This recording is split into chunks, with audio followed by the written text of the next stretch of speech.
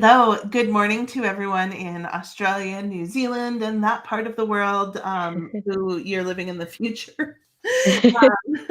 Yeah, it is already Thursday over here. It's already Thursday. I know it was like when we were trying to schedule this, it was like I didn't realize that 9 o'clock was, you know, 2 in the morning your time, or however late it was. But it's like there's a time that never works for someone. So, um, have you met um, Asai in India? Yes, it's Yeah. actually not too bad for us to coordinate. I think my mid-afternoon works for her as well. But it's like Um, if it works for it's either people in like GMT, it doesn't work for, yeah, or it doesn't work for people in Australia, or it doesn't work for people yeah. in the US It or always works people in for India. 2 out of 3 people, and for the third person, it's just an absolutely impossible time to get to. Like, And so, a lot of the time I tried settling for in my membership, I was like, let's make it equally bad for everyone. And that also doesn't work. just everyone can suffer equally. So I gave up. And in the newest one, it's what works for me because if it's going to be bad for someone. So I'll just go with Yeah. what works for me for the summer and from there. So it is not summer where you are, as we were talking about No. offline. But you've been busy, like hunkered down in your nice hoodie. What have you been working on? What is hot in Um, Nashville?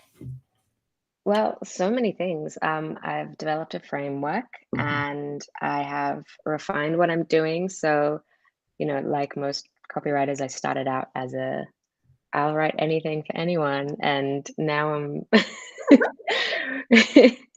um, now I'm really clear, and I just do brand strategy, brand voice guides, and a VIP version of both of those things. And it's really exciting because it feels good to have that clarity, and it feels good to know that I just don't have to write sales pages if I don't want to, and I don't want to.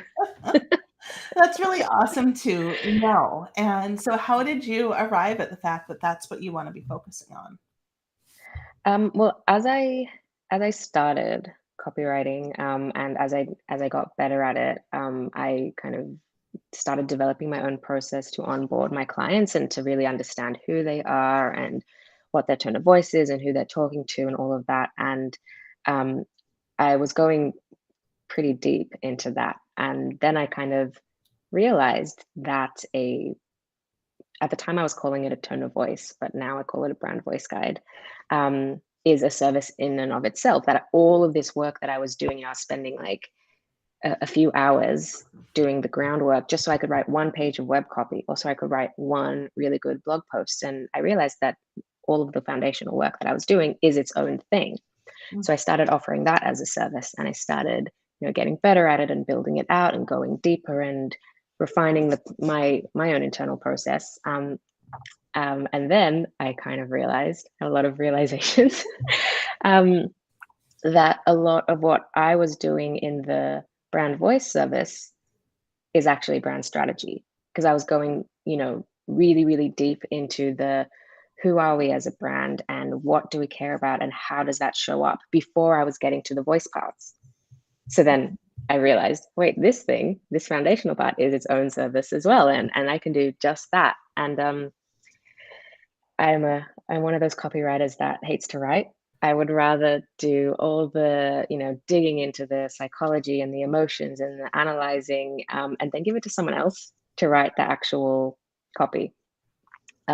So That's a funny yeah, realization, and I think that's really good. yeah, But I think the other thing is, I think that so many of us start out and we think we love to write, and yeah, then it's like it's not even so much that you don't like to, it's that yeah, you burn out on it and you run out of ideas, yes, and yeah, yeah, pretty yeah, soon everyone starts to sound differently until you go this deep. And then if that's what you really enjoy, why not focus on that? And then you can write more if you so desire, if you yeah, really want some more. exactly. Or you can be And like, also, and here you are.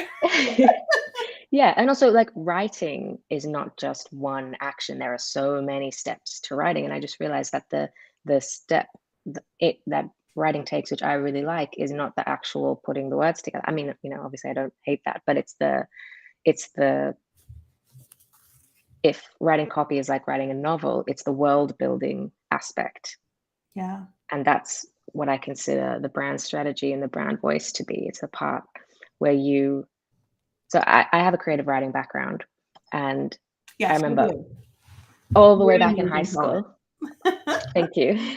All the way back in high school when I was first, in English class and learning this stuff, we did this exercise where we had to write the profile of the character for our stories, and we had to write down all the details, including how would they react in this situation, how would they react in that situation, and it felt at the time it felt like we had to write down way more detail than was relevant to the story.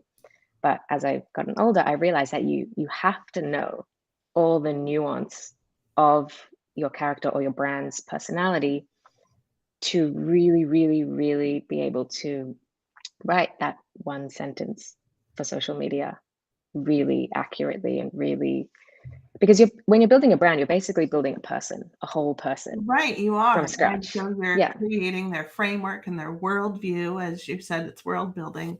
Yeah, and yeah, you have to think of how, and I think that's why social media writing is so hard, to be honest. You mentioned social media yeah, writing, is because how do you absorb that? How do you internalize everything yeah, about this person to write all of their content and then to turn around and do it for 10 other people? Like, that's really hard. It's a lot of work. That's why yeah. I don't do it. I don't do it. I don't do it either. But funnily, I will not do social media content, but I love pretty much every other form of short form copy. Like I love micro copy. I love UX. Like if you're building an app and you need me to help you come up with 37 characters that explains the action and also has your brand voice in it, I'm all over it. I love it. That's awesome. It's good to have people who can do that. I can Yeah. tell people that they need it, and I can tell people that it's not clear enough. Um, but I don't necessarily enjoy the microcopy side of it. I enjoy Yeah. the CTA side of it. I enjoy trying to make them snazzy and snappy and clear and concise and Yeah. effective. Well, that's how I got into it. CTAs were a gateway drug to microcopy and UX. It's so funny. Uh, So, what is your framework? How did you go about creating it? so my framework, the acronym is BRAVE. And I went about creating it by word vomiting into a document a lot, like just so much nonsense. And then putting it to the think tank to help me kind of shape it. And funnily enough, I had 4 of the 5 letters already there in my dot points, and it only took changing one to make it into the word Oh, brave as an amazing. We were talking about that. You can word hippo anything, and word hippo is like Google now. It's a verb, but you can come yeah, up with whatever that letter is, whatever that word is. It's just a matter of yeah. figuring out something that fits. So, what is your framework? What's it called? It's called Brave. Brave. And so, Yes. are you comfortable with sharing steps and all the pieces of it? Yeah, for sure. So it's not really a step-by-step process. It's more of like a mental checklist, where when you are building your own brand or your client's brand, or you're assessing it to see how strong it is, or you want to strengthen yours, you just kind of make sure that you have considered each of the phases. So the B stands for body language. And funnily, the first step is not even really the writing, it's actually about the platform where your writing lives. Because if your messaging is amazing, but your website is awful and it takes too long to load and the way the writing is laid out doesn't make sense, then it doesn't matter. It doesn't matter how good your messaging is. So that's kind of where I incorporate my UX background. It's basically wherever your copy lives, that's the body of your brand, whether it's a website or an app or the social media platform or whatever it is. You need to make sure that your content is appropriate for wherever it's living. Well, and I think that's a really like interesting side piece too. Like side note, like you can have the best website ever, but that copy Yep. doesn't always translate to um, Yeah. sales and marketing. It doesn't always, it doesn't work on TikTok all the time, usually. Yeah, exactly. Like, Exactly. And that's why when I do work with clients, after I've handed it over and it's been signed off and approved and it's been put onto the website or whatever, I always look at it again just to make sure that like the paragraphs are right and the bit that needs to stand out stands out, and the yeah, CTAs are in the right place so that it makes sense, because if not, then my work's been wasted.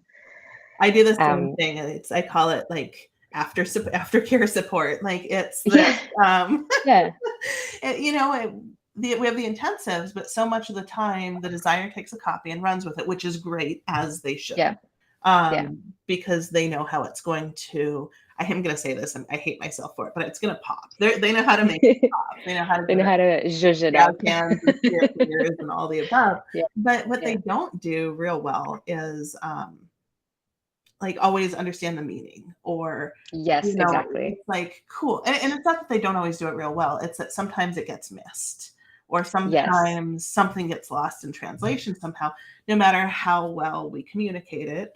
um, yeah, Sometimes we make and assumptions, or they make assumptions, or they're like, by the way, this thing you wanted, it's actually not possible, so how about this other thing? um, yeah, exactly. And so much of copywriting is, guiding users to take a certain action, and that necessarily has to include layout and information hierarchy. And I think that the very, okay, controversial opinion. I actually disagree with the term UX copywriter, because I think that all copywriting is UX copywriting. Like you cannot separate them. I agree. I agree. And there is such a thing as UX specific, but Yeah. I so I have the same unpopular opinion. Sorry, Joanna Weed, about conversion copy, because Yeah. before I realized that it was for people who had graduated her programs, I was like, well, yeah, isn't that the point of all the things? I can call myself a Yeah. conversion copywriter, because the whole goal is to figure out what people need to understand, kind of parrot that back Yeah. in a way that like is effective and meaningful, without being like, so what I hear you saying is this, but like basically to verbalize that into writing. You verbalize it Yeah. into writing, it is clearly the end of the day. Because it's not making sense. But to take that, and then with that goal of getting people to take action. So what do those steps look like? What is important about that? Yeah, So exactly. I think it's like a continuum. It's like the same unpopular opinion about content Yeah. versus copy, because it Yeah. all has a job and it all plays a part. Yeah. So I did hesitate to Done. have the very first step in my framework not be like the actual writing part, but I was like, I think the very best copywriters understand UX, and the very best designers understand information flow. Like each party needs to have an understanding of what the other party is doing to create something really, really, really strong. So, Yeah. and I needed to make the acronym work, so I just went with it. Well, I think you're spot on. Like my first step in my framework is all about the research, Yeah. because it has nothing to do with writing. I Yeah, mean, it exactly. has I mean, it has everything to do everything to with do with writing. it. I am Yeah. so glad that we're on the same level today, because we are clearly like vibing. Yeah. I know what you're thinking. I swear. Yeah. So you have Brave, Yes. and you also have an email list, right? Yes, yes, I do. So, how I have all the things that I want to ask you, but like, so who do you normally work with? Who would probably choose to work with you, and why would they choose to work with you? Um, so I work with a lot of startup founders, Okay. a lot of people that have a product and they think they're ready to start marketing it, and then they realize they have to step back and do their branding first. Um, I also work with a lot of larger organizations that are maybe launching a new product or service, and they kind of want to create like a sub brand within their larger umbrella brand for Okay. that. Um, and then for the brand voice guides, I work with larger or medium and larger organizations that really just haven't solidified their brand voice, and maybe they're growing and they're starting to onboard more copywriters. And so they want to save that time and make sure that everyone that they work with is on the same page, sounds like them, stuff like that. But so I think a lot of people think what I do is only for new brands. But I actually work with a lot of established brands as well who didn't do it properly or didn't do it at all, or want to take a step back and kind of redirect and make sure they're on the right track and make sure that, all their branding stuff is really, really strong. Well, I think that's an interesting point. You've made a lot of interesting points. So the first is like, I think someone was talking to me the other day, because I do in many ways very similar work to what you do, very different approaches. But what's interesting is they're like, oh, well, we need this because we need website copy, and it's like you're a company of 100 people who has some challenges between you're making a shift. So I think what you actually need is this brand strategy, brand voice guide first. Yeah. And then once we've nailed that, and they're like, well, copywriters never get what we're working with. It's so hard to work with because they don't understand us and our voice. And I was like, let's hit pause and set ourselves up for success here. So I think that's really interesting.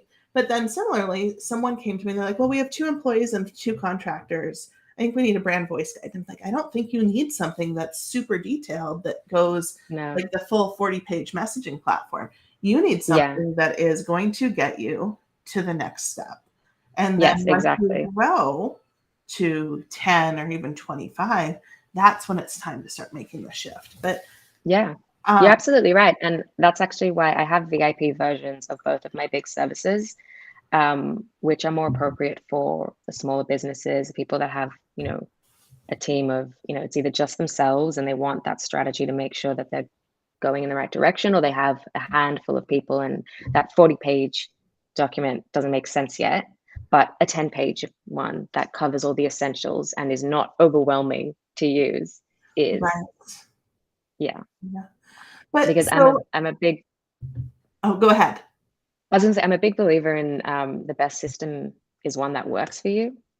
So I would never give a business that had 3 people working in it a 40-page brand voice guide, because there's no point. It's not going to be used. It's going to be overwhelming. And then, cool, maybe I, took my money, but my work's wasted, and I don't leave feeling good that I provided something which is going to be used and is going to be considered helpful. Right. So is there ever any aspect of training people how to use it that's part of it? Yeah, definitely. So when I deliver them, it comes with a bunch of Loom videos that I've recorded that kind of walk you through it.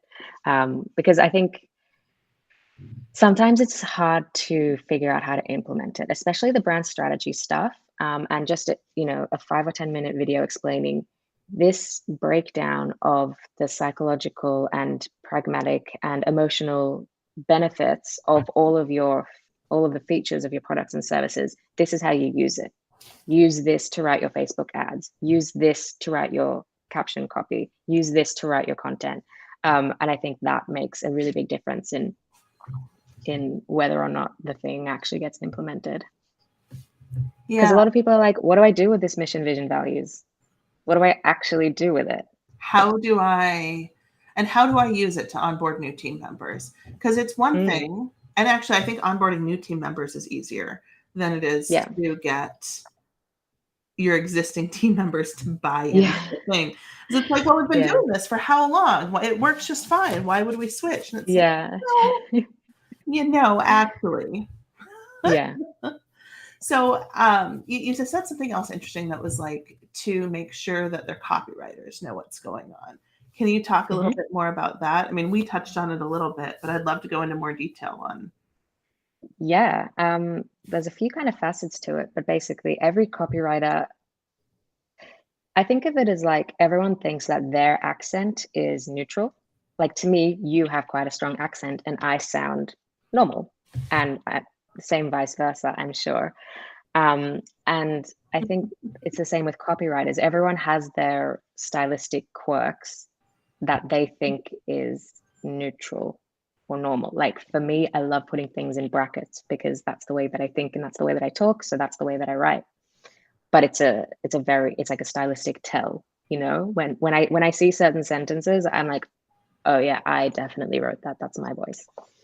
And so every writer comes on with those certain things. And when you're a brand, it's so important to be consistent, because people, you might not consciously like, no user is going to be like, this sentence is longer than the average sentence that this brand uses. Like, nobody thinks like that consciously, but subconsciously, the consistency over time sinks in. And when you're trying to be recognizable and memorable, which every brand is, it's really, really important. So all your copywriters need to be on the same page in terms of, how long are our sentences? What kind of vocabulary do we use? What is our sense of humor? How do we you feel make about the jokes? Oxford comma? How do we Exactly. Exactly. How do we format our dates? Do we use, like, do we write out Monday, or do we just write MON? And do we write MON full stop or not? All of those things make a difference in terms of your brand consistency. And when you're a one person band, it doesn't really matter, because it's just the founder writing everything. But as you grow and more people start to write in the brand's voice, it can just become chaos. Chaos is it? And then you start to notice it's not such a big deal in emails that are one-off, because those are stylistic, right? But it's all of a sudden every page on the site has a different style quirks, or every page on the site has some other pieces. So what would your advice be to a writer that's coming on board with a brand voice guide to be able to internalize it, because they have, like, maybe they have other clients? What does that look like? Actually read it. No, I found that the best brand voice guides have character. And what I mean by that is they're not just like, we use this language, this is how we format. The best brand voice guides, for example, will include like celebrity personalities that, kind of match. And they might include a link to a YouTube video that show a funny clip that show like, this is our sense of humor and this is not our sense of humor. So things like that make it a bit more interactive, and that make it easier for people to internalize the vibe, make it easier for them to then apply all the specific, like, technical details. Yeah, I think that's a really interesting thing. I'd never seen someone use YouTube videos. So that's a really interesting approach. And I've struggled in my own brand to onboard writers with my sense of humor, because it's like, it is a little silly. It is fun. It's a little sarcastic, but it's never condescending. And it's never like real snarky. And it's a really fine line, I think, to explain. So it's like, and humor is a really difficult one to explain. And I think it's one that's often missed. Like, pet peeve, so many brands, when I say, okay, let's talk about your sense of humor, they go, oh yeah, we're cheeky.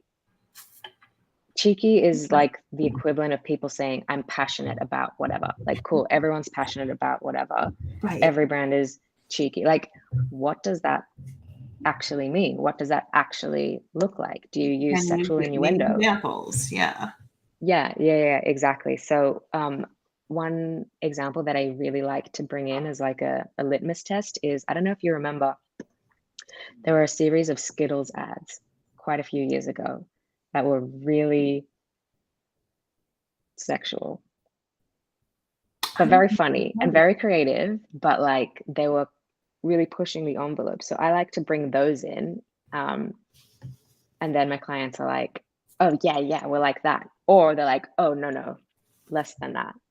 And then I kind of use that as a starting point to gauge where they lie. I talked to someone once who used, like, what kind of cookie are you? To define someone's brand personality. And then she had like 4 questions. And it was like, that was really an interesting approach, because it's similar. Like, this is who we are. Okay. Are you the fun kind of chocolate chip cookie with M&Ms included? Or, do you add oatmeal? Do you temper it? What does that look like? And it's like, oh, that's really kind of fun. but she was always spot on in terms of voice. Because of Yeah. it. And we're talking not long term. We're talking simpler, right? We're talking people she also somehow had another relationship with, so she Yeah. understood them. But Yeah. But that's it. That's, you have to find your own way to make the brand voice guide like interesting and fun and engaging and easy to sink into our brain, because otherwise, like, it is so technical. No one, like, have you ever read the actual manual for like your washing machine? it's about No. like that, yeah. Yeah, exactly. That's how it is, and nobody reads those. And then they have to So translate it into different languages, so it gets even drier. exactly, No pun exactly. intended. Oh my gosh. And that's my sense of humor. It's like, I cracked myself up and I didn't try to. Yeah. Anyway. Well, so where can people go to find you? I did pop a link in here, but where can people go to find more and learn more about what makes you so uniquely awesome? So you can find me on my website, which is thebrandingpsychologist.com. You can also find me on LinkedIn. If you just search Liv Steigrad, I will come up. Or if you search the hashtag Microcopy Mondays, that's also me. I do some fun breakdowns, talk about why the microcopy is great or is not great. And yeah, that's it. I'm not on any other social media for my work because I hate writing the captions so much. Well, awesome. Well, I am so glad that you came on. I'm so glad we could find a time that was not horrifyingly early for you. I know this is still very, very early. So thank you for your flexibility here. And then moving forward, let's do another one of these soon. Like we Yeah, could I would love to. I don't know. We have there's so many ideas out there because I still want to know. I have so many more questions for you that we haven't ever managed to cover. So let's do it again soon.